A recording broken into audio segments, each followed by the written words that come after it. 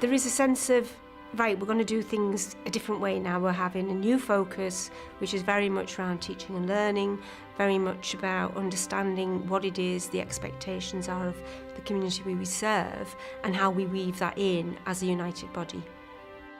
At Carlisle College, a fundamental restructuring of the corporation board is taking place. This innovative model for governance relies on a new level of participation by all governors. One of the interesting things about the New Freedoms was that it recognised finally that one size does not fit all, and that as a very small college we can have a different governance framework to a much larger regional college. So the board put together a governance review working group to consider all the options and put forward a series of recommendations on proposals for changes. When we first got together as a working party, the first 10 minutes, we said, well, things are working pretty well, aren't they? You know, and people were pretty happy. And then someone talked about a different governance structure, for example, in the NHS. We particularly focused on National Health Foundation trusts and thought that a smaller core group of governors with the remit to meet with key stakeholders as and when would form a better framework. Up until now, we've had a board of 18 with 2 staff governors and 2 student governors. We're proposing to reduce that to 12, abolish the subcommittees, and as part of that reduction to 12, we'll have just 1 student governor and 1 staff governor. It was very clear from our annual self-assessment that 18 was far too large a number to enable all governors to engage effectively in the key areas of the corporation's business. So the decision was taken that a smaller group would be able to form that key core of governors in order to undertake the business of the corporation effectively.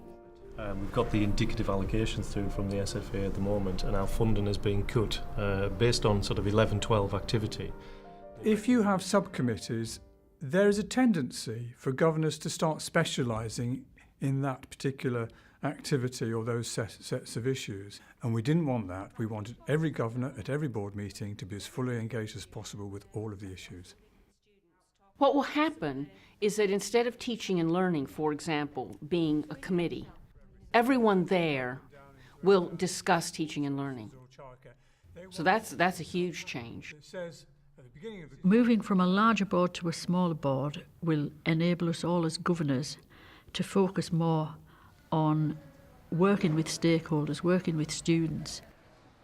Also, if you're going down to 1 student governor and 1 staff governor, we need to look at other ways of talking to and consulting with staff and students. As a board, you can't do everything, but I think the idea behind focus groups is that it enables you to come up with the right feedback to enable the board and the senior management team to make the appropriate decisions and take the policy forward. Do you have a sense that, you know, if you're paying for this, even if it's via loan, that you would expect something more?